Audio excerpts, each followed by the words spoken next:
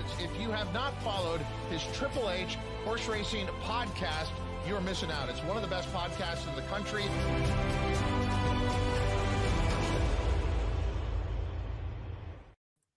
Hello and welcome to episode number 2 of Great Race Plays here on the HHH Racing Podcast. I'm your proud host, Howard Kravitz.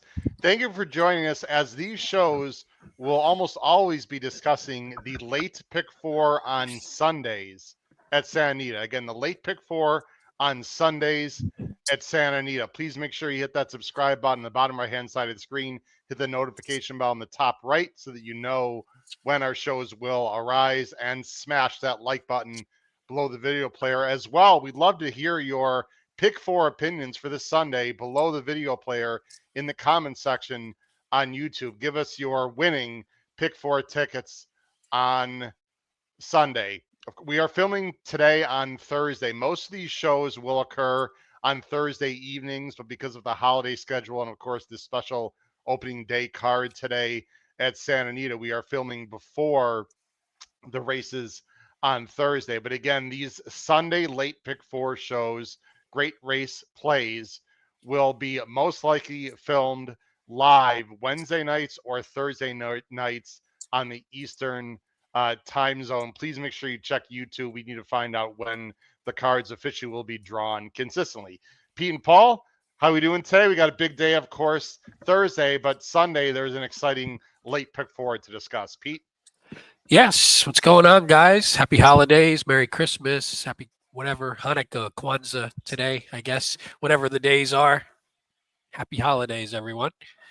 Paul, wearing the Catholic boy shirt, hat. Was that a holiday present, or you have that one stored away? No, I have a stock of. I figured since yesterday we celebrated, the Catholic boy, that of course, be appropriate to wear this hat today. Yes, we did. That's actually very appropriate. Hope everyone, of course, is going to have nice holidays. All right, guys, we're going to jump right in to the late pick 4. We have a lot to discuss. Again, this is Sunday's late pick 4. Before we do that, we're going to show many promotional videos. The first one I want to show right off the start before we get into our pick 4 is there's a very exciting bet that is reoccurring at the Great Race Place Santa Anita, combined with Gulfstream Park on Saturdays and Sundays. It is the coast to coast 15% takeout pick 5. Let's check it out. It's the first coast to coast pick 5. An attractive pick 5 sequence featuring Gulfstream Park and Santa Anita Park. Player friendly 15% takeout. A $1 minimum. Big pool. Huge payout. First coast to coast pick 5 every Saturday and Sunday. Dollar-based bet, Paul. That should spark anyone's interest who are horizontal players like you, myself, and Paul and Pete. Excuse me. Yeah, I think they've actually nailed it. I think the $1 base and 15% takeout is about as good as you're going to get as a horse player in a sequence of 4 or 5 or 6 races. So, and we're dealing with the quote the best meet at both tracks right now, right? The championship meet at Gulfstream and the classic meet at Santa Anita. So, I suspect I'll be dipping into those pools. Absolutely. We've got a lot of great people in the chat. Of course, Katie is here a little bit under the weather. Mike Saletta says good morning, everyone. Hopefully Katie's feeling better. One of our great fans. Absolutely. Please comment in the chat. If you are watching this on an X handle, whether it be Santa Anita or the HHH Racing Podcast X handle, please comment in the chat. One last thing I want to mention very quickly. Please hit us up on X. You can see the HHH Racing Podcast X handles right there on my name tag, at HHH Racing Pod. You see Pete's there as well. Please follow him as well as Paul. We have a lot of information on there, and we'd really appreciate if you follow us on X for any special racing info, especially at Santa Anita. All right, guys, let's get into it right now. Late pick 4 on Sunday. Here we go. It's going to start in race 6. Now, we do not have the morning lines as of the filming of this, which is Thursday morning, which is actually an interesting exercise. And Pete, I just want to ask you real quick. Most handicappers don't handicap without the morning lines. Pros and cons doing that exercise, Pete? Yeah, it's funny. I like handicapping without the morning lines, but I don't like when we do the show. I like to know the morning lines in advance just to know if, hey, am I picking all three favorites in every race? But I think just from a benefit standpoint, you just don't get swayed. I mean, how many times do you look at it after the morning lines come out and you go, oh man, that horse is whatever, 2-1. And I didn't even like the horse. Do you sometimes then look for something that maybe you didn't see the first time and you talk yourself into a horse? Or do you get scared away if you say, oh my God, I really like this horse on top and they're 20-1? That might scare some people off. Ideally, you're like, that's great because I have a long shot that maybe nobody else is going to play. But I think there's pros, cons, but I think it's nice to do just because then you just go in and you're just handicapping the race and the horses, and the odds aren't swinging you one way or the other. No, I think it's a great point. I actually enjoy the exercise. This show, by the way, will be shorter than most of our shows. Most of our shows on the podcast are around an hour, 15 minutes. These great race plays shows for Sunday late pick four will be anywhere between half an hour to 45 minutes, depending on the difficulty of the sequence, how many horses we have to discuss, etc. So this will be a bit of a shorter show as well. I'm going 7-4-8. Paul's going 8-3-1, and Pete is going 6-7-1. So we have three different horses, which I'm a little surprised. I thought the 7 Pratchett's going to be very tough in here, but I'm going to let Paul talk first. Paul's going to go the number 8, Eagles Dare. By the way, this is a maiden 50. I should mention 6 furlongs for California bred or sired horses, 3-year-olds and up. The claiming tag, of course, is 50,000. Maidens, purses 33,000.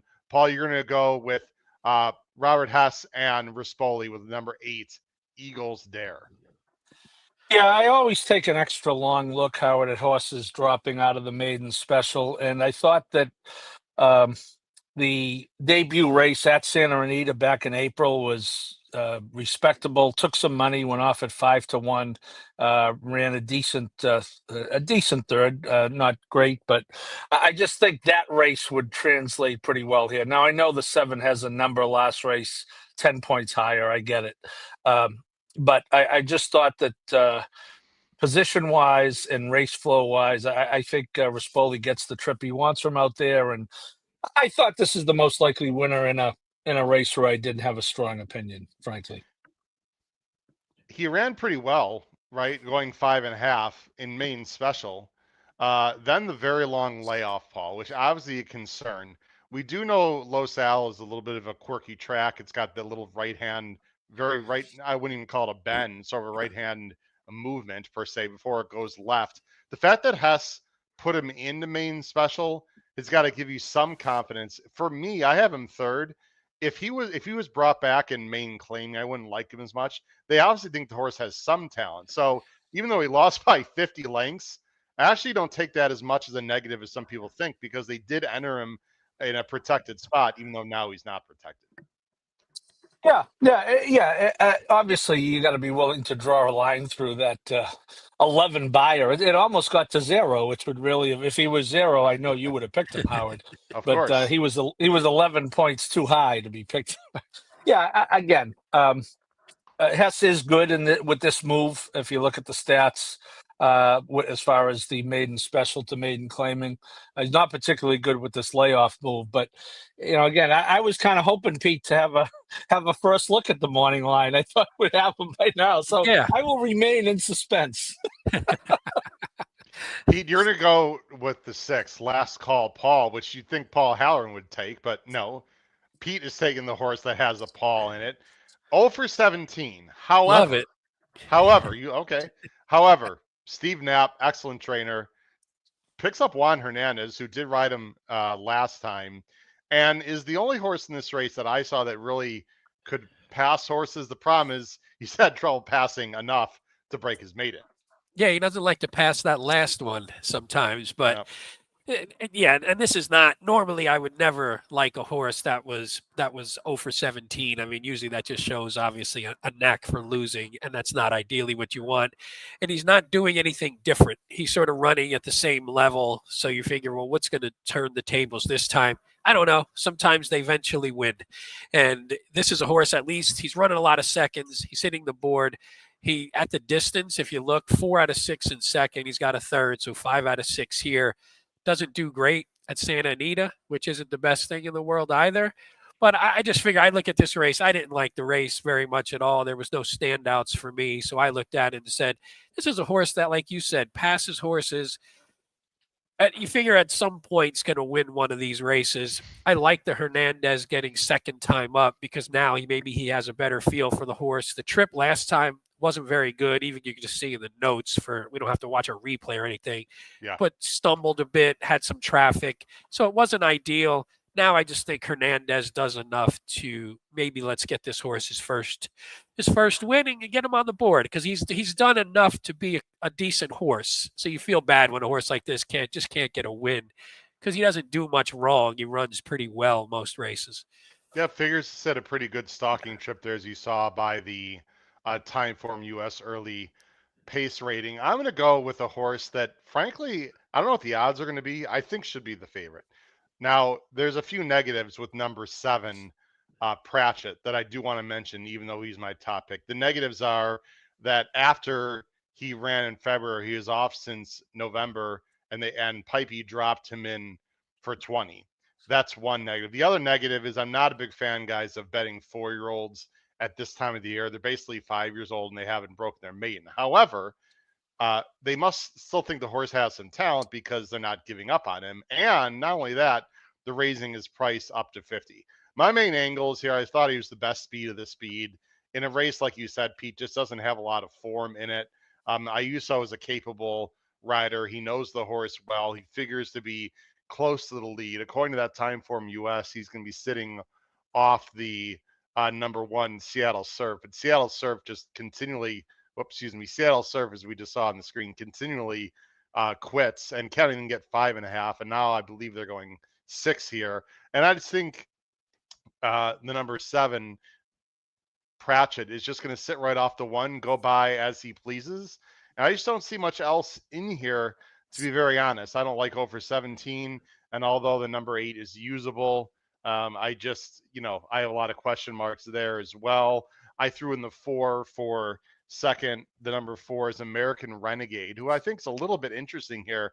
Pete and Paul do not have American Renegade anywhere for Jeff Mullins. Did absolutely 0 running last time. However, Mullins is good second time out.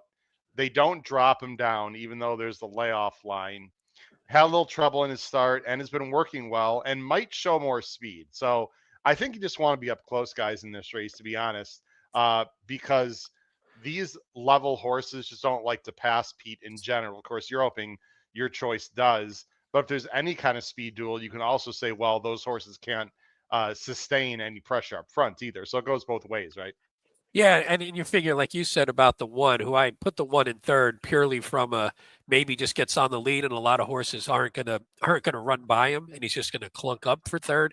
But if you're passing a horse who can't hold or doesn't have a propensity to hold, then you could maybe do it and win. I don't see a lot of these horses like coming from way back, making some super strong move. I figure I'm with you. I like the 2 horses I have on top, my horse and your horse.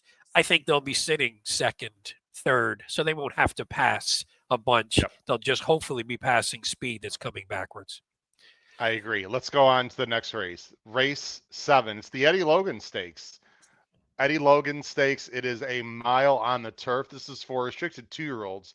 Notice the rail setting. The rail setting is out 20 feet on Sunday. Why does that matter? Well, in general, ladies and gentlemen, the more the rails are out, the more speed plays well, early speed. So 20 feet, not that much of a difference. The turf course, of course, is very fresh since they started meet on Thursday, but it is just worth noting the rail settings on the turf course at Santa Anita. We've got a field of 8, and of course, we don't have the morning lines. We can sort of guess on who the morning lines are going to be. Let's see what our picks are on the bottom of the screen. We are all going with the number 6, Artislas. I'm going 6-2-1. Paul's going 6-1-4. Pete is going 6-1-2. So even though we don't have morning lines, gentlemen, we do think this race might heavily favor the number 6, Artislas. That's for Jeff Mullins and a guy named Flavien Prat, who has, I believe, tied the North American record for most grade stakes won, and he could very well break it today as we're filming here on Thursday. Paul, let's go to you. We're all going with the same top choice. Why don't you talk about him? Yeah, a little bit of a head scratcher. The last race where we were there, Howard, that was on the Breeders' Cup undercard, Yeah. I believe, right on Friday. Was it the Yes. Friday undercard, I believe, Howard? Correct. But it was stuck out in the 12, which is really a very, very difficult spot, going a mile on turf at Del Mar. The turn comes up. Missed by 3.5. But you look at the other three races, 2 grade 3 wins, decent speed figures. I think there's more evidence that the last race is an anomaly than a predictor. So I thought the 6 was, and oh, by the way, as you mentioned, you pick up Flavien Prat as a little bonus in your stocking. You pick up Flavien. I don't think it was that bad an effort, to be honest, Paul. First of all, it was a very tough field and a huge field. And we're going to watch Yep. 2 horses, Sabretooth, who I believe is the one. Yes, Maryland bred. I wonder if Pete's going to be rooting for that horse because he's, of course, from the state of Maryland. Of course, Paul from the Commonwealth of Massachusetts also writes for the Saratoga Special. Let's go and just watch the stretch run here. Pay attention to the 2 horses, the 1 and the 14. Now, there were some things that happened earlier in the race. Artislas was a little wider than Sabretooth, a little bit further back. Again, when you're breaking from the 1 versus the 14, to me, that's a massive advantage already for the number 1 Sabretooth. But we're going to, again, you want to focus on the 1 and the 14 here. Hopefully, yep, it's going to work just fine. Let's just go sort of deeper into the race here. Here's Sabretooth on the inside.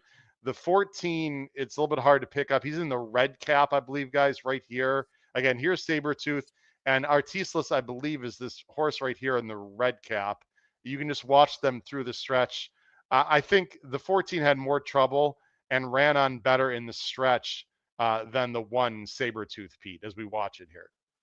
Yeah, no, I agree with that. Although it's funny because the 14 was running a little clearer down the lane. The 1 was there and didn't have to navigate a bunch because didn't really make a ton of ground up. Yeah, but it was one of those races where, like you said, big field, they were making up some ground late. I think this one's a little bit easier of a spot. I think this is a tough race in terms of depth, but I just think navigating the field will be a little easier. It's a little smaller. Like you said, that field was huge. So if you were either stuck on the rail or stuck a little too far back, you just left yourself too much to do. And I think the break by Artislas last time, it was pretty much done. You weren't making up that much ground at Del Mar coming from, 12th and 13th. So I just think that was an anomaly, like Paul said. I think if you look at the other 3 races, tends to be a little closer, maybe a little more mid-pack. You see that probably will be the trip you get here.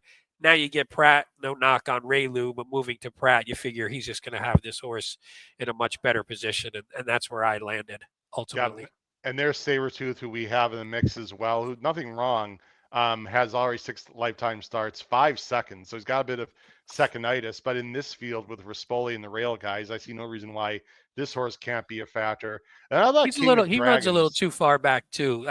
That was my question with the 1, was just a little too far back, and there's not a ton of pace in this one, at least as far as I saw. So that was why I sort of knocked that one below Artislas. I feel the same way. I've got him 3rd. By Artislas did not break great either on the race replay. No, but normally does. So you don't know if that was just circumstance. Exactly. Yeah. Kashi Kimura, Paul, takes over the 2 here, King of Dragons, who you don't have anywhere. I've got 2nd. Pete's got 3rd. I thought this horse is sort of the up-and-coming horse in this race for Baltus. Again, Kimura is an excellent rider. He's improving. He's really not that far off with the figs, and he actually beat Sabretooth, the number 1 horse, when he broke his maiden in November. So everyone, in our opinion, except Artislas, I think, is pretty much even par with each other. I just like King of Dragons will probably somewhere 6-1 morning line, I'd have to guess, and could be a factor. Last horse, let's talk about Game Warrior, Paul, who you've gotten 3rd, the number 4 for Miller and Hernandez. What do you like about this one a little bit? Is this more underneath, or do you think he can win? Well, I think he's got an outside shot to win. To Pete's point about the pace, I think this horse has a chance to be a little more forward than it looks on paper in this race. Um, Especially with Hernandez taking over. So yeah, he's an under. Well, in horizontal, he's a B or C type play for me. And if I were playing the race vertically, I would not have him on top. But I thought after the 1 and 6, and you mentioned this the 2 beating the 1 in the maiden. How we should mention the 1 is still a maiden as he Yes, goes thank in a you. stakes race. This is his fourth stakes race, and he anytime Tim Yakteen wants to drop him into a maiden special, but yeah. So I thought after those 2 that the 4 was on the next tier. I'm guessing if the 1 does not win Sabretooth here, that you will see a drop into main special for the new year 2025. All right, guys, When you let's get go some into nice checks running second every time, though. Yeah, I mean, listen. it's not the worst way to make a living. Wait, No, real I quick, mean, we didn't talk about the 3 FOMO Joe. You don't have to go back, but on time form, at least, if we're just going to use that as a gauge, is pretty much lone speed. Like Paul, you said you thought Game Warrior might go, but if for some reason doesn't, FOMO Joe just is sort of lone speed, and that's always a threat, at least. I just wanted to mention it. I did mention to my dad about that horse because my brother's name is Joe, and my pops always plays the name, so I did mention that they were running today. But again, lone speed always winds up somehow finds a way to screw us eventually. So just keep an eye out on that one. there you go. By the way, the Eddie Logan Stakes is the beginning of the late pick 3, and the late pick 3 is very exciting this year at Santa Anita, the Great Race Place, for its 90th season, because it is a $3 base late pick 3. And the next race that we're going to talk about, which is going to be race 8, race 8, starts the $5 late double offered every day at Santa Anita. Let's take a look at that quick promotion for the late pick 3 and the $5 late double. Now offered at the Great Race Place. $3 late pick 3 featuring the last 3 races. $5 late double on the last 2 races. Both with a player-friendly 15% takeout. Every race day at Santa Anita Park. The wagering platform is just awesome at Santa Anita. I cannot wait to dive in today, Thursday, and especially, of course, on Sunday as well for the late pick 4. Let's go to race 8, ladies and gentlemen. Race 8, the penultimate leg of the Sunday card, is a it's a claiming race 20 down to 18, 6 furlongs, 3-year-olds and up. It's conditioned. They've never won 3 races. You can see it is a field of 8. We'll see who the morning line's going to be. I think the number 4, Duty First, is probably going to take some money, as well as possibly number 7 and number 1. If I had to guess, it would be 1, 4, and 7. Not in that particular order would be the morning line favorites. Let's see who we're going on the bottom of the screen. I'm going 4-2-1. Paul's going 4-2-7. And Pete is going 7-2-4. A lot of the same horses. And before we get on to this race, we have many, many people watching. Thank you very much for watching here live on Thursday, the HHH Racing Podcast. Just to clarify, this is not, I repeat, not a preview of the Thursday race. This is a preview of the Sunday late pick 4. However, 2 important points I want to mention. Today, Thursday, we will be live right here on the HHH Racing Podcast at 5:15 p.m. Eastern, covering races 8 through 10 on opening day. Again, we're going to be live Thursday, so please come back today, races 8 through 10, for those 3 fantastic races, 2 grade 1s, including the Malibu and the La Brea, which is, wow, does that look like a complete war? And then also the next after that, check out Saturday Morning Live. I will be at Gulfstream live this Saturday, giving a full card, guys, full card preview of the Saturday card at Gulfstream, as I will be in South Florida this weekend at Gulfstream Park. All right, let's get back to the late $5 double at Santa Anita. Again, I'm going 4-2-1. Paul's going 4-2-7. Pete is going 7-2-4. Pete, we're going to start with you with a very interesting horse. The number 7, Mega Moon. This is for Pete Miller and Miss Carmona. This is a very interesting horse.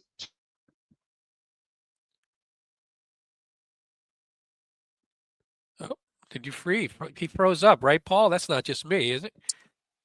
Well, No, I, it's I just, will. I will talk. he's never been so eloquent.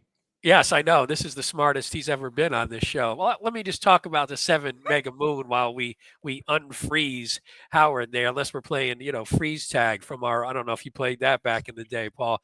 So mega moon's a weird one because he's doing 2 separate things that you don't necessarily do at the same time, where he's running for the first time on dirt. I didn't put the date, but nowhere on the screen, if we could see the PPs, nowhere on the screen has he run on dirt. And now he's also cutting back to a sprint, which he hasn't done on the screen either. So you look at that and go, well, what the heck is this horse going to do? A couple things I like. If you look, the last 2 races, and again, it's not on the screen, but the last 2 workouts, I should say, very nice workouts on the dirt. You got a 47-3 and a minute 2 5 furlong work. So I like at least just showing, hey, I could put this horse on the dirt. If you look at the breeding says dirt is no problem to me. I had a weird stat, Paul. This is a funny one because it's so granular. Peter Miller, 30% wins, 70% in the money when a horse going turf to dirt and route to sprint in non-stakes races versus, non-stakes races versus winners. So not including maidens. So that's a very weird stat, but all it shows me is this is a move, even though it's unorthodox, this is a move that Peter Miller has made, puts blinkers on. So I'm hoping can get in the race a little earlier. Like he's been a little more successful when he's closer.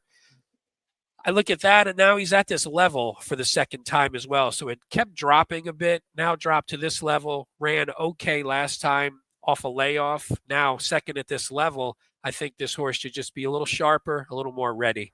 Why don't we go to you? You have the 4. Howard has the 4 on top. We don't have the PPs, but the 4 is duty first. What do you like about this one? Well, first of all, Pete, did you notice in the last 3 minutes we added 103 viewers? I mean, it's spiking now. Is that so unbelievable? it's like California has just joined. I think that's coincidental, right?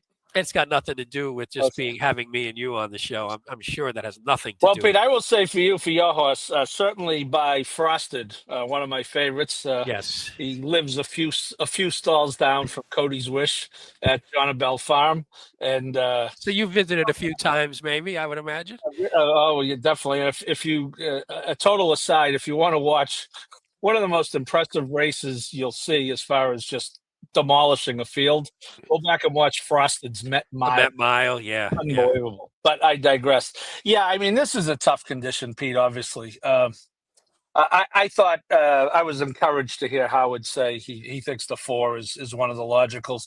I just thought I would prefer to have someone who's going to be on or near the pace in a race like this. I'm not so sure how much movement there's going to be. I don't know. For all I know, it'll fall apart. But you know what I'm saying. This is a lower level. Seems like it's a now or never time for your guy, the 7 mega moon. He is plunging down the ladder, and he's at I mean, 20, eventually so. you find your home, right, where you find the light horses. Yeah, I mean, this 4 is coming off a voided claim. School's out on that. I pay less attention to that because sometimes it's a paperwork issue. You know what I mean? We have no idea of knowing what the issue is, so I'm not going to read too much into that. Figure it out. Yeah, it's hard to unless you know for a fact that there was something around the horse. Then it's hard to look into it one way or the other. Yeah, and the horse that the horse that he lost to last time came back to win, which I think is a good sign. That Principal, I believe it is. So yeah, again, not unlike the first race in the sequence. This is a tepid choice for me, but I think with Pereira, who's aggressive. Howard mentioned Knapp. Howard's the guy you can't see. He just prefers to work in the background behind the scenes. He's trying to get the Oscar for best stagehand. I think Knapp is good, and again, I don't. Knapp owns this horse, interestingly enough, so Yeah. he's got no problem parting with them for 20 grand. If you have 20 grand, he'll gladly take the 20, and I'm sure he'd like to get a purse check as well. Yes, for sure. Yeah, I like that horse a little bit too, just from a speed angle. I think you're right. I think if you can get a horse that's going to be on or near the lead, you're probably in pretty good shape. The last one we'll just talk about, because all three of us have this horse in second. Why don't you talk about the number 2, Stay on the Fence? This is a horse, again, we've seen this a lot on this card. This is a horse who doesn't like to win races very much, but at least hits the board. Got a second sort of closer at this level last time, again, after a horse who'd been sort of dropping to find a level. Gets second last time, has Gutierrez for Antonio Garcia. What do you think about this one? You look at this one as a sort of a win contender, or was it just, hey, I'm just trying to fill out the bottom 3 here? B. Okay. B. Yes. Yeah, he has taken another. Actually, he's taken a drop that not only by money but the condition, right? Yeah. He was an open 25 claimers last time. This is 20 claimers, non-winners of 3 lifetime. Yeah. So, although he's another one, Pete. I think your horse is 2 for 16. You get that's what you're going to get in this condition. There's a 2 for 27, a 2 for 17, a 2 for 16, a 2 for 20. So they're all kind of in the same boat, as you will. But I thought this horse was, unless the thing really falls apart, I thought this was an underneath selection. Okay. Yeah, no, I agree too. Did have a really sharp, you see the workout, the last one, a bullet in 35 and 2. That I don't know what that means one way or the other, because it hasn't necessarily translated fully on the track. But hey, at least the horse ran well. Sometimes I like if a horse runs well last time, was maybe working okay going in. They run well, they come back and they're still working okay. Maybe it just means they're holding a little bit of sharpness, and hopefully that can work for this horse here. Yeah, I'll tell you, 35 and 2 means there might have been a conversation between Antonio Garcia and the exercise rider. Yeah, that's pretty. That's even pretty out quick. there, that's pretty. You get under 36 for 3 furlongs, and you are traveling. Yeah. You just look at the work previous, Pete. 37 and 3. Yes. 5 and 102, 4 and 50. So all pretty standard works, and then all of a sudden, this horse woke up with must have had some Wheaties that morning or something. So who knows what's going to happen? And Mario's not afraid to be aggressive, but it's interesting if you go all the way down, Pete, to go into May. He did go to the lead. He won. He was second and took the lead mid-race and won in a optional claimer. So that wasn't that long ago. Yeah, no, I agree. So maybe there's going to be a little, maybe that's what they're trying to do, though, is get this horse a little bit in the mix, a little closer. Yeah. Well, so we can't do it now, and we can't switch the screen, and we can't bring up the PPs, because we apologize for anyone watching or if anyone's joining late. Howard had some technical difficulties, so he had to drop off the show. So what you see on the bottom is our race 8 picks. I don't have your picks for race 9, but we're going to move to race 9. Let me look up. Actually, let me see how many horses we have. 14. Well, how many are also eligible? I apologize, everyone. I have to scroll here. I think we have 10. Yes, we have 10 going in the 9th. It's maiden special weight. State breds going 6 furlongs on the turf. And Paul, why don't you tell me who your top 3 are in this race, and then we'll go from there. I'm good. I'm looking for a coin. Give me a minute. I got one here somewhere. Okay, so this is a tough way to end it. Yes. I landed on the 4, We the Hobby. It is to some degree a connections-based pick. Peter Miller, Flavian Pratt. The horse has been forward in the past 2 races back at Santa Anita, going the same 6 furlongs. He second throughout, so we know the horse can be forward. Again, no disrespect to Herrera or Carmona, but you have the highly likely winner of this year's Eclipse Award. At least I know one vote he's getting because Yes. I did some work yesterday on my ballot. And yes, Paul is, for anyone who doesn't know, Paul is a voter for the Eclipse Awards. So we get a nice little inside perspective on the voting and the process and his process, which is always valuable. But go ahead, Paul. It's kind of amazing, Pete. I'm sure we'll do a show on it, but IRAD is just IRAD, and it's phenomenal all the time. But I mean, I think that's one of the clearest categories is jockey this year. I think so. This Yeah, guy that would definitely get my vote. Yes. Yeah. Anyway, so I mean, ran a number in that race, Pete, and didn't run horrifically last time, although certainly a drop off going down to Del Mar, cutting back a furlong. We do know that those are not the same turf courses or dirt for that matter. So if you're willing to excuse that, I just think that he could get the trip under Pratt. And I would say that if I were alive going into this race, Pete, I'd prefer to be alive to as many as I could. As many. Well, it's funny, though, because this is a very tough race, and you and I landed on the same top choice here. I was on the 4 as well. I don't have to go into too much because I mostly agree with everything you said. I did have a stat. We had Peter Miller, when he does a jockey change to Pratt in maiden turf sprints, he's 45% win, 65% in the money. The only issue is most of those were like 2022 and prior. I assume more when Pratt was, full time on the West Coast, so he was doing that a lot more. But still, when you're going from an apprentice to Pratt, I think no matter how good the apprentice is, that's a pretty solid move in my book. So who do you have in second? I'll tell you who I have. I have the 3 Guilty of Having Fun. Is that you as well? Okay. So, hey, for a tough race, we're on the top 2 horses. I thought going 6 furlongs, the problem is he ran worse going 6. Now, again, I'm not going to say whether that was the 6 furlongs, it was the debut. You don't know what that was, but he ran worse going 6, cut back to 5, and then ran better, much better buyer, much better finish. So I don't know. Again, is it the furlong that got him, or was it just, hey, it was the first race and some stuff goes wrong in a lot of these horses' first times out.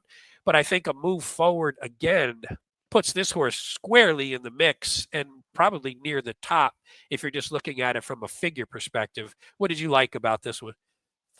Yeah, it's kind of the reverse logic of the 4, so we can't be right. The 4 went down to Del Mar and did not run well. The 3 went down to Del Mar and ran well. So, I didn't even mention it. Is it the track too? Yeah, that so could be it. Maybe if we have both of them, Pete, one of those moves is going to prove to be the right move. Yeah. So those are 2 that I would definitely want to have. I looked at both of these Sir Prancelots, the 1 and the 3. I like Sir Prancelot as a turf sire. The 1 looks, like he wants at least 6, if not 7 or 8 or 9. He, as a 2-year-old, the 1 could very well be on the way to turf roots after this year. I see Pete must be communicating with Howard. Howard is our fearless leader who is having some technical difficulties out there in the Midwest, out in the he must have Caleb Williams must be working Howard's internet because it's not working that well. Anyway, yeah. So Pete, I thought of the 2 Sir Prancelots, I like the 3 a little better than the 1. And I went 4 We the Hobby, 3 Guilty of Having Fun, and 1 Hula Prancer. Now you're on mute, Pete. No, sorry. That Howard was calling from behind the scenes, so I wanted to make sure I got it. Don't leave us alone. We got a show to do. Well, he was asking, apologies, everyone. Again, we have Howard, who is the host, who actually has the ability to work all the buttons and show the screen and change our picks on the bottom. His internet went out, so he is stuck off screen, and we are on the show. And we can't put anything on the screen. We can't change the banners on the bottom. And we can't actually end the show because we don't have the end button.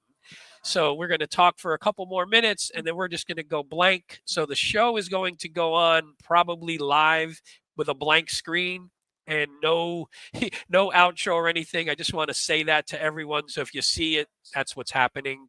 So, yeah, Paul, sorry, I missed a little bit at the end there, but...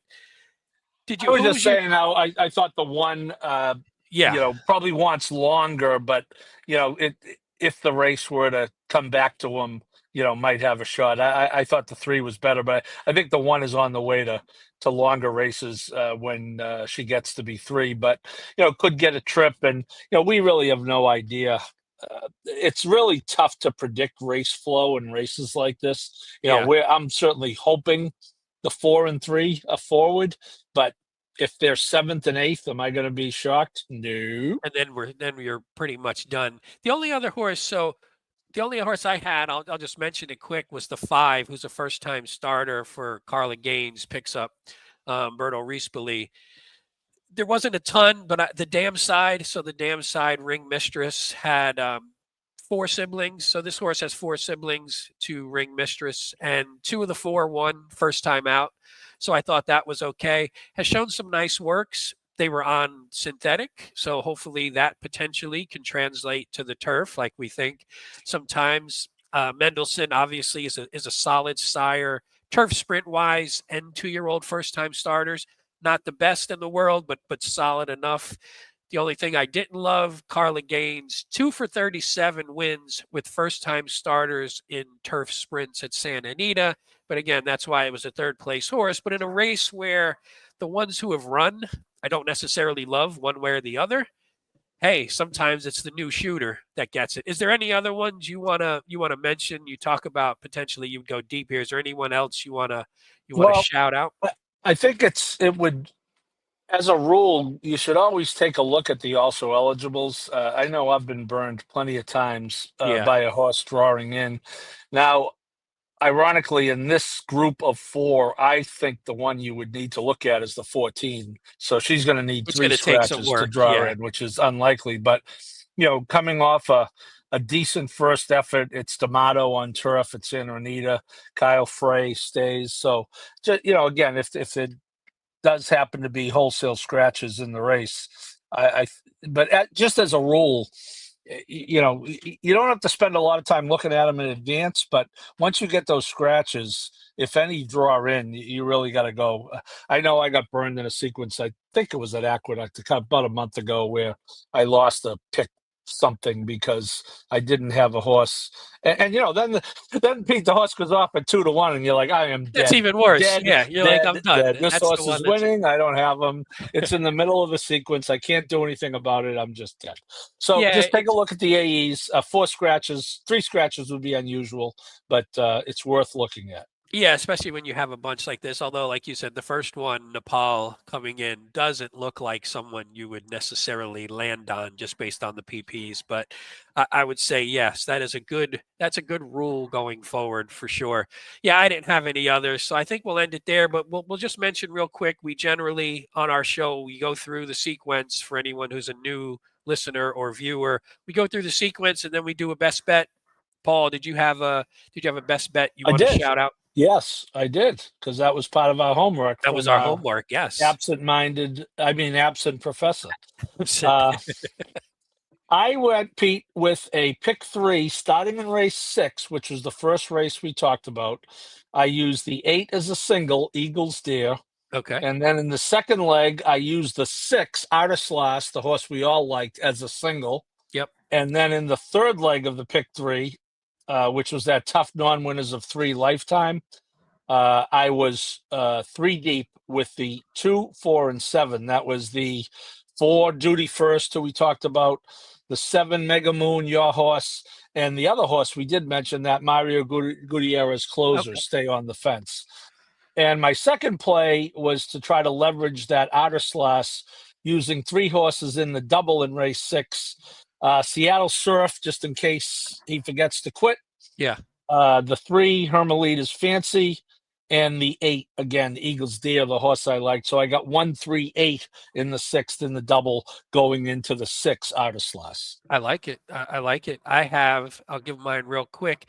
So I have both coming out of the 8th race. So in the 8th race, I'm going with just a straight win bet on the number 7 Mega Moon. That was the horse that's cutting back and going to dirt for the first time in forever for Peter Miller.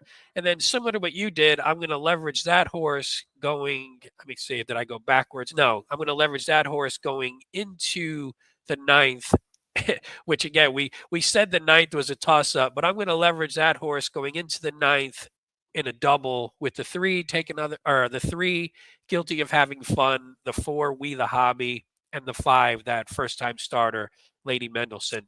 So I'm going to go with a double there. And again, it's a little hard because I think you'd want to see the odds, obviously, before you look at any of our plays like that, because we're going with no morning lines. And that if they were the 3 favorites, who knows what I do.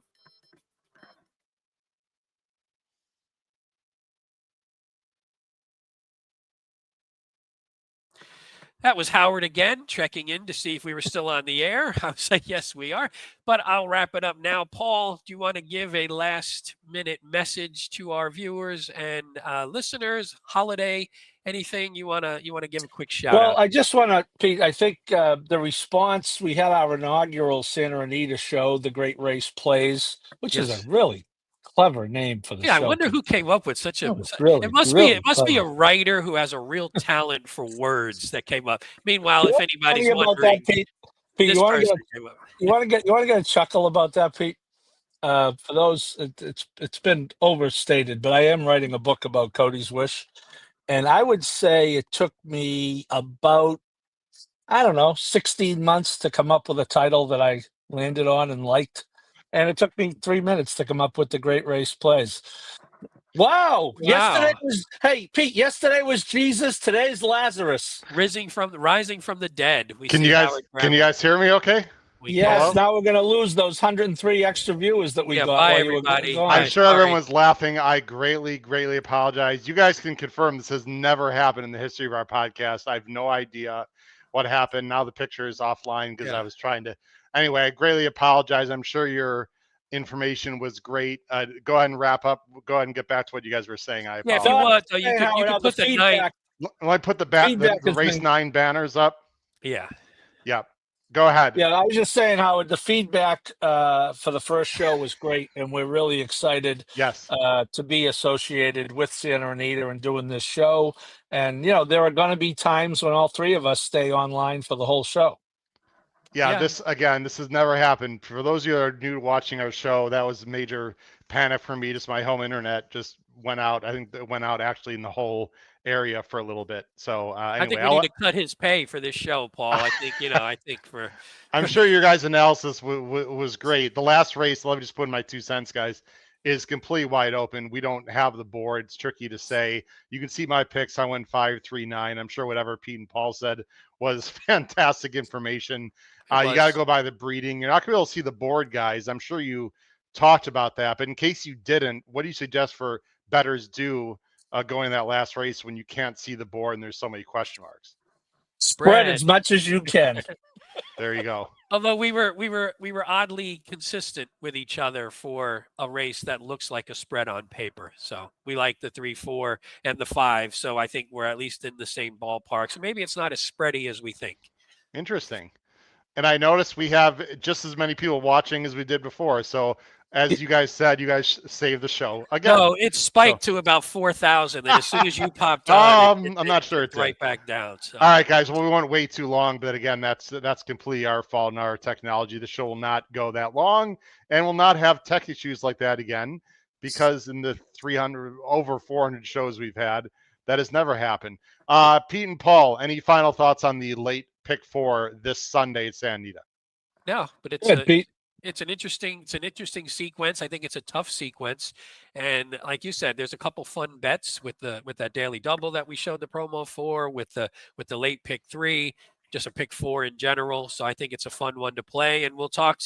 We also covered. We didn't mention this earlier. We covered basically the whole card for today, opening day at Santa Anita. We had our Pacific Horse players, I think, covered the early pick 5, correct? Yes. And we covered all the stakes races. Yes. So the whole card is covered. So if you're scrambling for some last minute analysis, go to our YouTube channel, and there's 2 shows on there that basically have you covered. Or just go listen to them for funsies. Why not? You get to listen to us talk for a while. Pacific Horse players, the most recent episode covered the early pick 5, and of course we covered with Jeff Chapman, VIP player host. We covered that extensively on the very first show of A Great Race Plays. For my co-hosts and temporary hosts for the last 15 minutes, Pete Visco and Paul Hallen. This has been your official host, Howard Kravitz. Great race plays this Sunday. The late pick 4, Santa Anita. Crush your bets at the Great Race Place. Take care, everyone.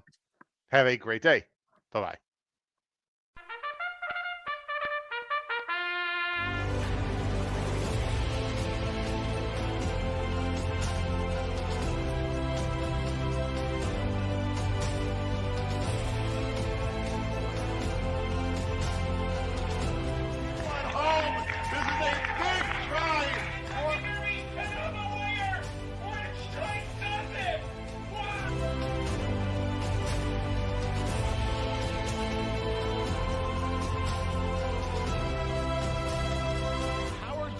If you have not followed his Triple H horse racing podcast, you're missing out. It's one of the best podcasts in the country.